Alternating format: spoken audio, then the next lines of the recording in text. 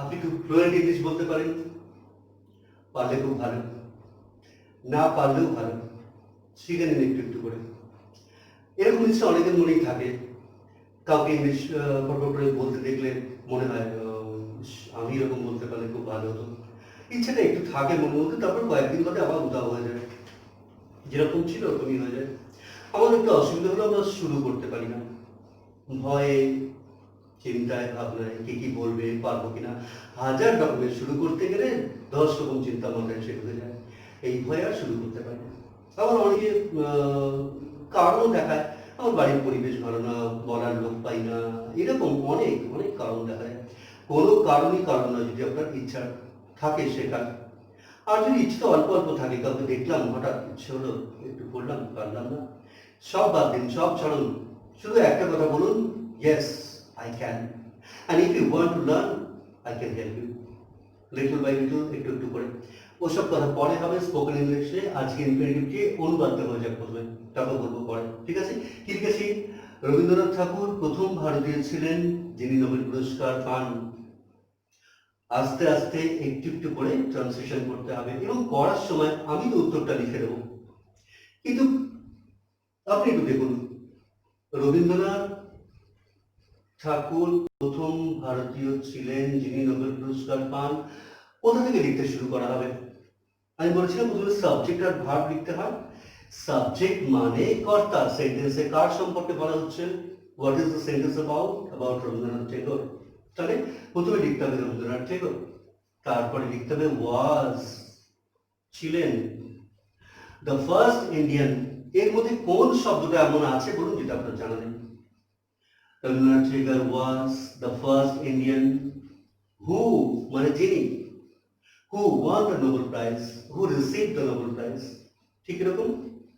তো সেন্টেন্সটা আছে, মানে বোঝা গেছে, প্রত্যেকটা কথার ওয়ার্ডের মিনিংগুলো জানা আছে, শুধু সাজানো, এই কাজটা একটু শিখতে হবে।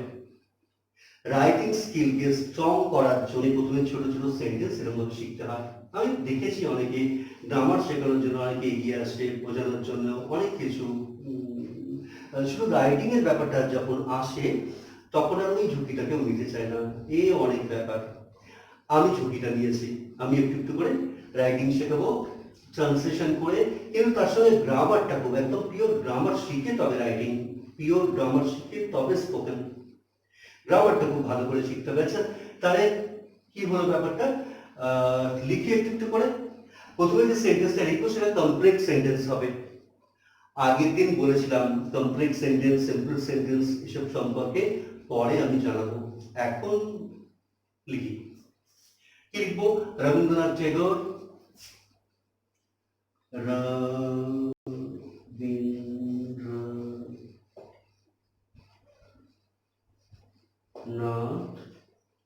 টেগোর ওয়াজ মানে ছিলেন, ওয়াজ the first, FIRST, Rabindranath Tagore was the first to receive, to RECEI, receive the Nobel Prize. ঠিক আছে?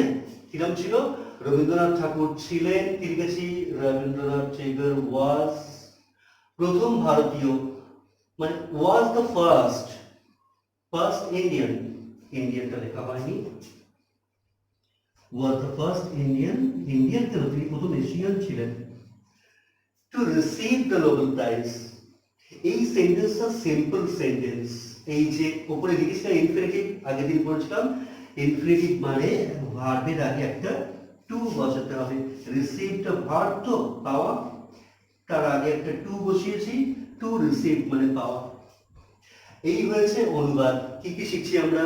অনুবাদ করা শিখবো, সিম্পল সেন্টেন্সে কমপ্লেক্স করা শিখবো, আর তার সঙ্গে স্পোকেন ইংলিশটা একটু শিখবো, যেটার জন্য শুধু প্র্যাকটিস দরকার। তো কেমন ভাবে লেখা হয়েছে? রবীন্দ্রনাথ ঠাকুর ছিলেন, মানে Rabindranath Tagore was the first Indian, প্রথম ভারতীয়, two receive the Nobel prize, যিনি নোবেল পুরস্কার পান। এটা সিম্পল সেন্টেন্স হয়েছে।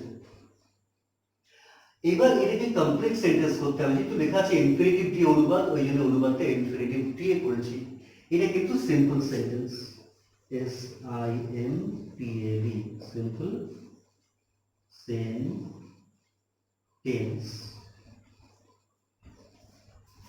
আলোচনার প্রসঙ্গে কোথাও যদি কোনোদিন বলতে হয় রবীন্দ্রনাথ ঠাকুর প্রথম ভারতীয় ছিলেন, Rabindranath Tagore was the first to receive the Nobel prize, এইভাবে বলতে হবে। এবার এই সেন্টেন্সটাকে কমপ্লেক্সে লিখতে হবে, মানে যিনি দিয়ে হু দিয়ে লিখলে এটা অ্যাডজেক্টিভ ক্লজ হবে, সেই আবার adjective clause, noun clause, adverbial clause, ক্লজের কথা। একটা জিনিস শেখা দেখলে সঙ্গে সঙ্গে মনে পড়ে যায় যে এটা যে বলছি আমি অ্যাডজেক্টিভ ক্লজ, নাউন ক্লজ, সেটা আবার যে শুনছে তার জানা আছে তো, মানে অসুবিধা হয়ে যায়। আবার ওইদিকে অ্যাডজেক্টিভ ক্লজ শেখাতে শুরু করলে এদিকে পড়া বন্ধ হয়ে যাবে, সেই আর কি ব্যাপার। তো এটা বোঝা গেলে তাহলে হু দিয়ে লিখতে শুরু করি।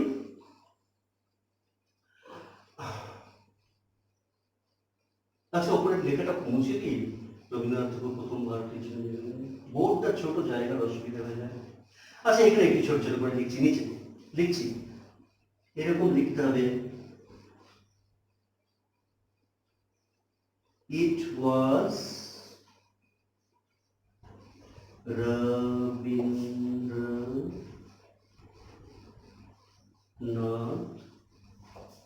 Tagore who first received who first received the Nobel Prize.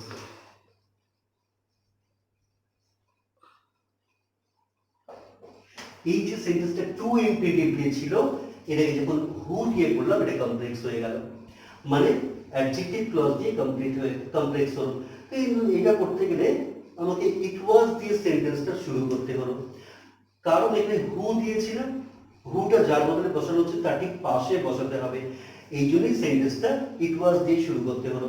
মানে এরকম, এটা ছিলেন রবীন্দ্রনাথ ঠাকুর যিনি, ওই যে যিনিটা রবীন্দ্রনাথ ঠাকুরের পাশে বসাতে হবে, তাই এরকম দিয়েছি, it was Rabindranath Thakur who first receive the Nobel prize. এই সেন্টেন্সটা ছিল সিম্পল, কারণ ওটা ইনফিনিটিভ দিয়েছিল। এই সেন্টেন্সটা হলো কমপ্লেক্স, কারণ এটা ক্লজ দিয়ে হলো, অ্যাডজেক্টিভ ক্লজ দিয়ে হলো, এই যে হু থেকে বাকি এতটুকু হচ্ছে অ্যাডজেক্টিভ ক্লজ। পরে এগুলো আলোচনা করা হবে, ঠিক আছে? বোঝা গেছে? যা যা বলেছিলাম হয়েছে, সব দিতে পেরেছি ঠিক ঠিক। ইনফিনিটিভ দিয়ে অনুবাদ, সেন্টেন্সটা প্রথমে বাংলায় লিখেছিলাম, তারপর সেটাকে ইংরেজিতে লিখেছিলাম, Rabindranath Thakur was the first to receive the Nobel prize. এটা সিম্পল সেন্টেন্স ছিল, এই যে লিখে দিয়েছি। তারপর কি করলাম, ওটাকে কমপ্লেক্স করলাম। এইগুলো ইনফিনিটিভ চ্যাপ্টারে অনেক বড় বড় প্রশ্ন রয়েছে, এক এক দিনে 8টা 10টা করে কোশ্চেন আমি করাতে পারি। আগে একটা দুটো করে একটু শিখে নিলে তারপর বেশি বেশি করে করানো যায়, আমি সেটা করাবো পরে। ঠিক আছে? সিম্পল টু কমপ্লেক্স হয়েছে, বোঝা গেছে? অনুবাদ করার সময় খুব আস্তে আস্তে কাজটা করা হয়। এখানকার দেওয়া সবকটা ওয়ার্ডের মানে আপনার জানা। রবীন্দ্রনাথ ছিলেন মানে রবীন্দ্রনাথ ওয়াজ, প্রথম ভারতীয় মানে the first Indian to receive the Nobel prize. শুধু একটু বানিয়ে লিখতে শেখা, কোনটা কোথায় বসবে, এটার জন্য একটু প্র্যাকটিস দরকার। আর তারপরে সিম্পল থেকে কমপ্লেক্স যেটা হলো, সেটা একদিন ক্লাস চ্যাপ্টারে আমি আরো ভালো করে বোঝাবো। It was Rabindranath Thakur who first receive the Nobel prize. ঠিক আছে? বোঝা গেছে? শেষ করার আগে একটা ছোট্ট কথা রয়েছে, এখানে দুটো ছোট ছোট কথা লেখা রয়েছে, দেখা যাচ্ছে? কি লেখা আছে এটা? Butter fish. ফিশ মানে তো মাছ, কিন্তু বাটার ফিশ আমরা কোন মাছকে বলি? এখন বলবো না, জানা থাকলে কমেন্ট করে আমাকে নিচে জানিয়ে দেবেন বাটার ফিশ কোন মাছকে বলি। আর একটা আছে ম্যাঙ্গো ফিশ, নামটা শুনেই কেমন লাগছে, ফিশ তো বুঝলাম মাছ, ম্যাঙ্গো ফিশ শুনিনি কোনোদিনও। তো ম্যাঙ্গো ফিশ আমরা একটাকে বলি ইংলিশে, বাংলা নামটা তো খুব বলি। আমি সেগুলো অপশনও দিয়ে দিতে পারি, কিন্তু না, পরে আমি দেখবো কে কে পারছে। লেখাটা পড়া যাচ্ছে বাটার ফিশ, না আমি ওপরে পরিষ্কার করে লিখে দেবো আরো? বাটার, BUTTER, ফিশ, এটা একটা মাছকে বলি আমরা, খুব খাই আমরা এই মাছটা। আর একটা হচ্ছে ম্যাঙ্গো ফিশ, কিন্তু আমের সঙ্গে কোনো সম্পর্ক নেই, এটা একটা মাছের নাম। ঠিক আছে? আচ্ছা, শেষ করার আগে বলি, চ্যানেল সাবস্ক্রাইব করতে হবে অবশ্যই অবশ্যই অবশ্যই করে। আর শেয়ার করতে হবে, আমি যাতে আরো বেশি বেশি দর্শকের কাছে পৌঁছাতে পারি সেই ব্যবস্থা আপনাদের করে দিতে হবে। ঠিক আছে? আচ্ছা, আজকে এখানে শেষ করছি। পরের দিন আবার ঠিক ইনফিনিটিভ নিয়ে অনুবাদ, আবার ঠিক সেন্টেন্স কমপ্লেক্স, আবার ঠিক ওরকম দুটো মাছ, বাটার ফিশ আর ম্যাঙ্গো ফিশ। কোন মাছকে বলে? বাই।